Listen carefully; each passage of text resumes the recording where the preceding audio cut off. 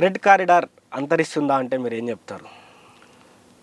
Red corridor అంటే ఒకటన్నా, ఏ ప్రజా ఉద్యమమైనా దేనికైనా సరే అది ఒక సందర్భం లోపల ఓటమి పాలు అవ్వచ్చు, మొత్తమే లేకుండా పోదు. డెఫినెట్గా ప్రజలకు కోపం రావాలి. ప్రజలు తిరగబడ్డప్పుడు అంతకు మించినటువంటి యుద్ధం ఏది ఉండదు. దానికి తెలంగాణ ఉద్యమమే ఒక నిదర్శనం. కాబట్టి రెడ్ కారిడార్ అంటే వాళ్ళు వ్యక్తులను అంతం చేస్తున్నారు, కానీ ఆ సిద్ధాంతం అనేది, ఆ ఆలోచన అనేది, తిరుగుబాటు అనేది దానికి ప్రత్యేకమైనటువంటి స్వరూపం అవసరం లేదు. ఏదో ఒక రకంగా మళ్ళా పుడుతుంది, మళ్ళది గర్జిస్తుంది, మళ్ళీ తిరగబడుతుంది. తన గొయ్యి తానే దవ్వుకుంటున్నాడు నరేంద్ర మోడీ కావచ్చు, అమిత్ షా కావచ్చు. ఈరోజు ఒక ప్రజా యుద్ధాన్ని చర్చలకు వాళ్ళు ఆహ్వానించినప్పుడు ప్రజాస్వామ్య పద్ధతి లోపల చర్చలు పెట్టని ఉండే. సరే, అది నిలబడదు, మీరు లొంగిపోండి అని చెప్తున్నారు ప్రభుత్వం. ఒకవేళ చాలామంది లొంగుబాటు గుర కావచ్చు, చాలామంది మరణించి ఉండవచ్చు. కాకపోతే ఆయుధంతో రాజ్యం వస్తుంది అనేది ఇక్కడ విషయం కాదు. ఆలోచన ఏంటిది, ఎందుకోసం ఆ పోరాటం? సామాజిక సమస్యగా దాన్ని చూసినప్పుడు ఎందుకోసం ఈ పోరాటం? అరే, అడవి లోపల ఉన్నటువంటి సంపదనంతా కూడా కార్పొరేట్ శక్తులకు దోచిపెట్టడానికి ఈరోజు నక్సలిజాన్ని ఒక ఉగ్రవాదంగా ప్రజలకు పెద్ద ఫ్రేమ్ చేసి, ఈ నక్సలిజం అన్న మొన్న పహల్గామ్ అటాక్ జరిగింది. ఆ ఉగ్రవాదులను చంపినరా లేదా అన్నటువంటి, వాటిని మట్టుబెట్టిరా లేదన్నటువంటి క్లారిటీ ఇవ్వడానికే ఎంత తర్జన భర్జన పడ్డారో మనం చూసినాం. దాని తర్వాత ఢిల్లీ బ్లాస్ట్ జరిగింది. ఒక దేశ ప్రధానమంత్రి నివాసం ఉండేటటువంటి అది ఎర్రకోటకు అత్యంత దగ్గర లోపట ఒక ఉగ్రవాది వచ్చి అక్కడ బాంబు పెట్టి పేల్చేదాకా మీకు సొయ్యి లేదు అని చెప్పానంటే ఏందన్నట్టు? అది సొయ్యి లేకనా కావలసుకొని చేసినటువంటి పని అది? ఇదేంది? నువ్వు ఆ ఉగ్రవాదాన్ని కదా అంతం చేయాలి. నువ్వు ఎక్కడెక్కడ ఇంత పటిష్టంగా ఉన్నది మన రక్షణ వ్యవస్థ, ఇన్ని ఏజెన్సీస్ ఉన్నాయి కదా, ఎన్ఐఏ దగ్గర నుంచి ఎస్ఐబి వరకు ఇవన్నీ కూడా ఉన్నాయి. ఇంత నెట్వర్క్ పెట్టుకొని, ఇంత టెక్నాలజీ పెట్టుకొని దేశంలోకి ఒక ఉగ్రవాది ప్రవేశిస్తున్నప్పుడు ఆ నిఘా వ్యవస్థ ఏమైంది? ఈరోజు ప్రజా ఉద్యమాల లోపల పనిచేసేటటువంటి ప్రతి వ్యక్తి మీద నువ్వు నజర్ పెడుతున్నావు. మరి దేశం అవతల నుంచి వచ్చి ఈ లోపలికి వచ్చి బాంబులు పెట్టేటటువంటి వ్యక్తుల గురించి నువ్వు ఎందుకు ఉగ్రవాదాన్ని ఎందుకు నువ్వు నశింపజేస్తా అని చెప్పని అంటలు నువ్వు టార్గెట్ పెడతావు. మార్చి 21 లోపల నక్సలిజాన్ని అంతం చేస్తా అని చెప్పి టార్గెట్ పెట్టిండు. ఈ దేశంలో అతిపెద్ద భూతమే ముస్లిం మతము, అతిపెద్ద భూతమే ఉగ్రవాదం అని చెప్పేటటువంటి బీజేపీ మరి ఈ మతోన్మాద ఉగ్రవాదాన్ని అంతం చేస్తా, ఈ అసలు ఉగ్రవాదులు అనేటోళ్ళు ఈ భారతదేశంలో లేకుండా ఉగ్రవాదం ప్రబలకుండా చేస్తా అని చెప్పి టార్గెట్ ఎందుకు పెట్టుకోలేదు? పేదరికాన్ని నిర్మూలిస్తామని చెప్పి టార్గెట్ ఎందుకు పెట్టుకోలేదు?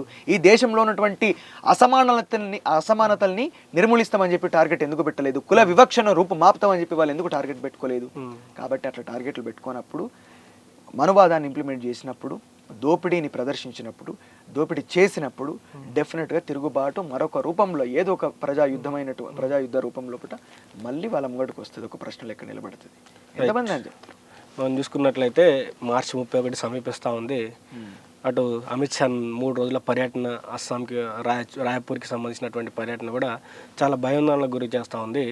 4 వైపుల నుంచి కూడా ఒక పెద్ద ఎత్తున వాళ్ళు దాడులకు ఏం ప్లాన్ చేయాలో, ఎట్లా దాడులు చేయాలి, తప్పించుకోకుండా ఈ 4 రాష్ట్రాల సరిహద్దుల్లో లోపల ఎటుబక్కలు కూడా మొత్తం క్యాంపులు ఏర్పాటు చేశారు. ఇక హతానికి పాల్పడుతున్నారు. ఎట్లా చూడాలి పరిస్థితిని? అన్నలు ఇక ఉండరా? చచ్చిపోతారు కదా నాన్న. 4 వైపు నుంచి నిర్బంధించి లక్షలాది మంది పోలీస్ బలగాలు దింపిన తర్వాత ఉన్న 50-60 మంది వాళ్ళు ఉండొచ్చు. ఇప్పుడు మిగిలింది ఎంతో చాలా తక్కువ మంది చంపేస్తారు డెఫినెట్గా. ఎంతమంది పోలీసులు వచ్చిన తర్వాత వాళ్ళేం ఇమోటల్స్ కాదు కదా, వాళ్ళొక గొప్ప సిద్ధాంతాన్ని నమ్ముకొని ప్రజల కోసం జీవితాన్ని అంకితం చేసినటువంటి వ్యక్తులు. ఎంత ఆత్మస్థైర్యం ఉంటుంది. కానీ శరీరం అందరూ ఒక్కటే కదా, తూట పేలిస్తే ఎవరికైనా తాకుతుంది. కానీ వాళ్ళని చంపేసినంత మాత్రాన సిద్ధాంతం చచ్చిపోదు. మొత్తమే అంతం చేసి ఉండొచ్చు. కానీ నక్సలైట్లు ఊరుకుంటారా? నక్సలైట్లు వారి యొక్క ప్లాన్స్ వేసి వాళ్ళు ప్రతిదాడి చేయకుండా ఉంటారా? ప్రతిదాడి ఎంతసేపు చేస్తారన్న?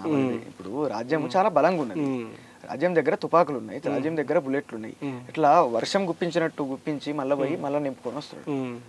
పోలీసుల దగ్గర డబ్బు కొద్దు ఉన్నదా? ప్రభుత్వం దగ్గర బుల్లెట్ల కొద్దు ఉన్నదా? తుపాకులకు ఆయుధాల కొద్దు ఉన్నదా? అడవి మీద అన్నలకు పట్టెక్కున్నది కదా వీళ్ళకంటే. ఎంతసేపు తప్పించుకుంటారన్నా. ఈరోజు మనం ఒక్క ఫోన్ చాలు మన గురించి ఏంటిదని చెప్పడానికి. టెక్నాలజీ పెరిగింది, నిఘా వ్యవస్థ పెరిగింది. ఆ టెక్నాలజీ తోటి ఎక్కడ నీకు సంజీవ్ అన్న బయటకు వచ్చిన తర్వాత చెప్పిండు కదా, హెలికాప్టర్ నుంచి మిషన్ గన్లు తీసుకొని వచ్చి ఇట్లా గుప్పించి మళ్ళీ ఒక 2 గంటలు మళ్ళీ నింపుకొని వచ్చి మళ్ళీ గుప్పిస్తారు. ఇంట్లో నీ అడవి మొత్తం జల్లడబట్టిన తర్వాత అంత మంచి పట్టు వస్తుంది కదా. ఇన్ని సంవత్సరాల నుంచి అడవి లోపల ఉన్న పోలీసులకు కూడా పట్టు వస్తుంది. వాస్తవం ఒక విషయం మనం గమనించాలి కదా. ఇప్పుడు ఆల్రెడీ ట్రైనింగ్ అడవి లోపల ఎట్లా ఉండాలి అనేది పోలీసులైనా ట్రైనింగ్ తీసుకొని అడవి లోపలికి వెళ్తారు. అడవి లోపల ఉన్నటువంటి అనులకు అడవి మీద పట్టు ఉంటుంది. సంవత్సరాలుగా అడవి లోపల ఈ కూంబింగ్ ఆపరేషన్ లోపల పాల్గొన్నటువంటి పోలీసు వ్యవస్థకు ఎటు పోతే ఎట్లా ఎక్కడ ఏం చేయాలనే విషయం గురించి అవగాహన రాదా? ఒక్క సంవత్సరం ఉన్నా వస్తుంది కదా. అరే మనం ఒక ఏరియాలు ఉంటేనే ఒక 10 రోజులు ఉంటుంది, ఇటు పోతే ఏమవుతుంది గటు పోతే ఏమవుతుంది అని చెప్పి మనం చెప్తాం, తిరుగుతాం కాబట్టి. అట్లాంటిది సంవత్సరం ఈ బీజేపీ ప్రభుత్వం అధికారంలోకి వచ్చిన కాంచెలు మొదలు పెడితే ఇప్పటి వరకు ఇన్ని సంవత్సరాల నుంచి కూంబింగ్ ఆపరేషన్లో BSF, CRPF మొత్తం అడవిలో ఉంటారు. వాళ్ళకి ఎందుకు రాదు పట్టు అడవి మీద? కాకపోతే ఏంటంటే వాళ్ళు ఇది కూడా చాలా పకడ్బందీగా, చాలా అల్గరిథం, ఒక మంచి అల్గరిథం వాళ్ళు చాలా సక్సెస్ఫుల్గా ఎగ్జిక్యూట్ చేస్తున్నారు. ఎట్లా అంటే అదే వర్గాల ప్రజల నుంచి, ఆ ఆదివాసీ ప్రజల నుంచి ఎవరైతే ఆకలి మీద ఉన్నటువంటి యువత ఉంటుందో, కష్టపడే యువత ఉంటుందో వాళ్ళందరికీ కూడా పోలీసు ఉద్యోగాలు ఇచ్చి వాళ్ళ అన్నదమ్ముల మీద వాళ్ళే గనులు ఎక్కువ పెట్టేటట్టు చేస్తున్నారు. సో ఈ పద్ధతి అనేది నడుస్తుంది. చచ్చిపోతారన్న డెఫినెట్గా నక్సలిజం వాళ్ళు పెట్టుకున్నటువంటి టార్గెట్ను వాళ్ళు రీచ్ అవుతున్నారు. నక్సలైట్లను అంతం చేస్తారు. ఇజము అంతం అవుతుందా కాదా అనేది తర్వాత వాళ్ళకే తెలుస్తుంది.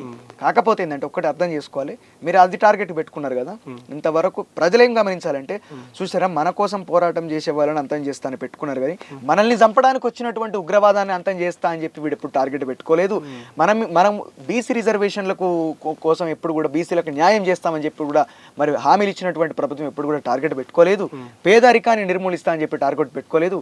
వాని రాజకీయం కోసం వాళ్ళకి ఎవరు అడ్డం ఉండద్దని చెప్పి ఆ అడవిని ఒక కార్పొరేట్ శక్తికి దోచిపెట్టడానికి మాత్రం ఇవి ఇట్లా ఫ్రేమ్ చేసిరు అన్నటువంటి వాస్తవ విషయాన్ని ప్రజలు అర్థం చేసుకోవాలి. రైట్. ఒకసారి నక్సలిజాన్ని పక్కన పెడదాం, ఆ నక్సలిజానికి సంబంధించిన టాపిక్ అంతా పక్కన పెడదాం, మన రాష్ట్రానికి వద్దాం. రాష్ట్ర రాజకీయాలు ఎట్లున్నాయి? ఆ 3 పార్టీల ప్రభావం ఎంత మేరకు ఉంది? ప్రజల పరిస్థితి ఎట్లా ఉంది? ప్రజల పరిస్థితి అంటే ఒక సామాన్యుడిగా, ఒక ఓటర్గా, ఒక పౌరుడిగా తెలంగాణ లోపల అట్లే చూస్తాం, అందరూ చూసినట్టు. కాకపోతే చదువుకున్నాం కాబట్టి కాస్త కూస్తో కొన్ని సంవత్సరాల నుండి ప్రజా పోరాటాల లోపల ఒక కార్యకర్త, ఒక భాగస్వామిగా ఉన్నాం కాబట్టి అప్పుడు మన దృష్టికోణం వేరుంటుంది. కాబట్టి అప్పుడు చూసినప్పుడు ఏమన్నా 10 సంవత్సరాల కేసీఆర్ పాలనలకు ఇప్పుడు ఉన్నటువంటి రేవంత్ రెడ్డి పాలనలకు ఎటువంటి తేడా లేదు. ఇద్దరే గొర్రెలు తినేటోడు పోయి బర్రెలు తినేటోడు వచ్చిండు అంతే. అందులో పెద్ద తేడా ఏం లేదు. ఇక్కడ వాస్తవంగా మనం ఒకటి గమనిస్తే KG to PG విద్య అని నినాదం ఎక్కడ పోయా? ఆకునూరు మురళీ సారు ఎంతగానం ఇక్కడ విద్యా వ్యవస్థ లోపల ఎన్ని లోపాలు ఉన్నాయని చెప్పి కేసీఆర్ గవర్నమెంట్ ఉన్నప్పుడు మాట్లాడింది కదా. మరి ఏమైంది? ఇప్పుడు ఎందుకు సైలెంట్గా ఉన్నాడు? ఎందుకు ఒక మౌలికమైనటువంటి మార్పుకు వాళ్ళు బాటలు వేస్తలేరు? ఎందుకు ఒక నిర్ణయం తీసుకోలేకపోతున్నారు? తెలంగాణ లోపల ఒక్క సమస్య అని కాదు, అనేకమైనటువంటి సమస్యలు ఉన్నాయి. పాలమూరు రంగారెడ్డి బాధితుల గురించి ఇంతవరకు ఎవరు మాట్లాడుతున్నారు? 150 మంది ఆత్మహత్యలు చేసుకొని చచ్చిపోయారన్న. వాళ్ళ గురించి ఎవరు మాట్లాడాలి? అరే భూమి అడ్డికి పావుషేరు లెక్కన కొనుక్కున్నది గవర్నమెంట్. ఇంత దుర్మార్గంగా పాలమూరు రంగారెడ్డి బాధితులు ఉంటే ఇంతవరకు ఆ విషయాలను అడ్రస్ చేసిన వాళ్ళు లేరు, మాటలు మాట్లాడిన వాళ్ళు లేరు. వాళ్ళ పక్షాన నిలబడ్డది ఉద్యమకారులే కదా. ఉద్యమకారులు పోయి పృథ్వీరాజన్ లాంటి వాళ్ళు, పాశం యాదగిరి లాంటి వాళ్ళు పోయి నిలబడ్డరు అక్కడ. వాళ్ళ బాధను వాళ్ళు చెప్పే మాటలు ఎవరైనా పట్టించుకున్నారా? ఎవరు పట్టించుకోలేదు. మల్లన్న సాగర్ బాధితులు ఈనాటికి కూడా వాళ్ళు గోసలు అనుభవిస్తున్నారు. వాళ్ళని ఎవరైనా పట్టించుకున్నారా? కరీంనగర్ పోతే అక్కడ వెంకటరావులపల్లి దగ్గర అక్కడ ఒక డ్యాము అక్కడ కట్టిరు. అక్కడ అనేక ఊళ్ళు మునిగిపోయినాయి. ఎగువమానేరు అనుకుంటా, ఎడమ కాలువ. ఆ ఎడమ కాలువ అక్కడ బొచ్చడు ఊర్లు పోయినాయి. ఆ ఊర్లకు సంబంధించినటువంటి జనాలకి ఇంతవరకు నిర్వాసితులు అయిపోయారు అనేక మంది. వాళ్ళు గోసలు పడతా ఉన్నారు. గుడిసెలు వేసుకొని ఎక్కడనో నార్మల్గా సిటీ అవుట్కట్స్ లోపల నార్మల్గా ఈ కట్టెలు బాతుకొని గుడారాలు వేసుకున్నటువంటి, గుడిసెలు వేసుకున్నటువంటి బతుకులు అయిపోయినాయి పాపం. వాళ్ళు మంచి ఇళ్ళలో బతికిన వాళ్ళు వాళ్ళంతా. వాళ్ళ గోసలు ఎవరైనా పట్టించుకున్నారా? ఎవరు పట్టించుకోలే. తెలంగాణ ఉద్యమకారులకు సంబంధించి వాళ్ళ కుటుంబాలు ఈ రోజుకి కేసులు ఎదుర్కొంటున్నారు. ఈ రోజుకు ఒక కాగితం మీద వాళ్ళ సమస్యలు రాసుకొని ఏ లీడర్ కనబడితే మీనాక్షి నటరాజన్ ఎంబడి తిరిగిరు పాపం. ఉద్యమకారులకు గతి ఎందుకన్నా తెలంగాణ ఉద్యమాన్ని నడిపిన వాళ్ళు తెలంగాణ సాకారం అయితే మా బతుకులు మారుతాయి, మారకపోయినా సరే మా భవిష్యత్ తరాల యొక్క బతుకులు మారుతాయని చెప్పి వాళ్ళందరూ ఉద్యమం చేసిన వాళ్ళు, కేసులు పెట్టించుకున్న వాళ్ళు, లాఠీ దెబ్బలు తిన్నోళ్ళు, రోడ్ల మీద కూర్చున్న వాళ్ళు, వాళ్ళ జీవితాన్ని త్యాగం చేసిన వాళ్ళు. మారిన ప్రభుత్వాలు మారినట్టుగానే ఉద్యమకారులకు న్యాయం చేస్తామని చెప్తున్నారు. ఉద్యమకారులను పట్టించుకున్న పరిస్థితి కనిపిస్తలేదు. అన్న ఉద్యమకారులను పట్టించుకునే అదే కదా ఇప్పుడు నేను మన ఆవేదన అంతా కూడా అదే. ప్రజలకు న్యాయం జరగలేదు. ఇప్పుడు ఎందుకన్నా గద్దరన్న కూడా మాట్లాడింది ఏంటిది, ఇక్కడ బడులు కావాలి పోలీస్ స్టేషన్లు కాదని అన్నాడు. అరే ఉన్న బళ్ళను 2000 బడులను మూసేసిర్రు. ఏందన్నా ఏం పరిస్థితి ఇది? 2000 స్కూల్స్ని తెలంగాణ లోపల మూతపడే పరిస్థితి వచ్చిందని చెప్పారంటే విద్యా వ్యవస్థ ఇంత దుర్మార్గంగా.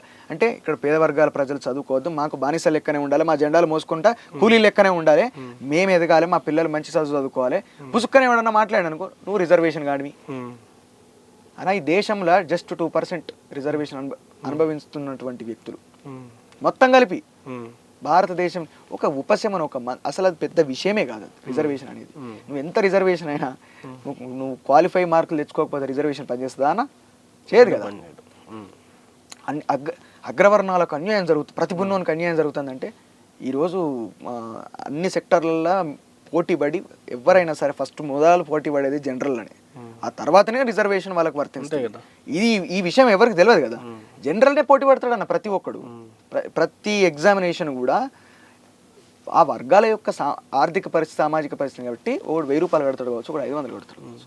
అంతే తప్పించి అక్కడ నువ్వు పోటీ పడడం అనేది జనరల్నే పడతాం కదా. జనరల్లో ప్రతి ఒక్కరు ప్రతిభావంతులే.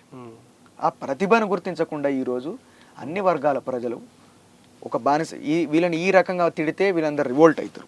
ఈ రివోల్ట్ కావద్దంటే ఏం చేయాలి? ఫస్ట్ వీళ్ళ దగ్గర నుంచి విద్యను దూరం చేయాలనుకున్నారు. అది సెంట్రల్ గవర్నమెంట్ ఆలోచన, స్టేట్ గవర్నమెంట్ ఇంప్లిమెంట్ చేస్తున్నది. కాంగ్రెస్ బీజేపీకి తేడా లేదు, ఇక్కడ బీఆర్ఎస్కు కాంగ్రెస్కు తేడా లేదు. అనుకున్నట్టు తెలంగాణ లక్ష్యాల ప్రయోజనాలు కంప్లీట్గా గాలికి వదిలేసిండ్రు. విద్యను సర్వనాశనం చేసిర్రు. 7% ఏందన్న అసలు తెలంగాణ లోపల KG to PG విద్య ఉచితంగా ఇస్తా అని చెప్పినటువంటి కేసీఆర్ ఆయన ఆ వాగ్దానం నిలబెట్టుకోలేదు. ఆ తర్వాత వచ్చినటువంటి గవర్నమెంట్ ఒక్క నిర్ణయం తీసుకున్నారన్న విద్య గురించి? ఏం లేదు. విద్యానికి వైద్యానికి వెళ్ళి మొత్తం ఒక 11% ఏమి ఇచ్చినట్టున్నారు బడ్జెట్లో. 11% కదా అన్న, 7% దీనికి, 4% దానికి. నేను ఏమంటున్నా, గత ప్రభుత్వం ఎంత ఇచ్చింది అనుకుంటున్నా?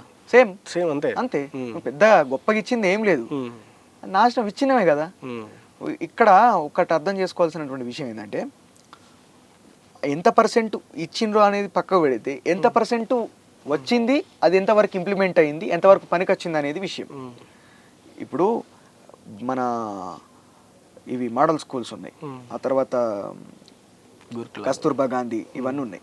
రకరకాల అయినటువంటి క్రమం లోపల విద్యా వ్యవస్థ గతం లోపల ఉన్నటువంటి గవర్నమెంట్స్ పెట్టినవి అవన్నీ. కస్తూర్బా గాంధీ కావచ్చు, మోడల్ స్కూల్స్ కావచ్చు, ఉమ్మడి ఆంధ్రప్రదేశ్ ఉన్నప్పుడు కాంగ్రెస్ గవర్నమెంట్ పెట్టినాయి. అంతకుముందు N T Rama Rao government, Chandrababu Naidu residential schools వీటిని ఇంప్లిమెంట్ చేసిరు. కేసీఆర్ వచ్చినాక ఏం చేసిండు అని చెప్పి ఇవి మన గురుకులాలు పెట్టాలి, గురుకులాలు ఇవ్వాలి కొత్తగా వచ్చినాయి.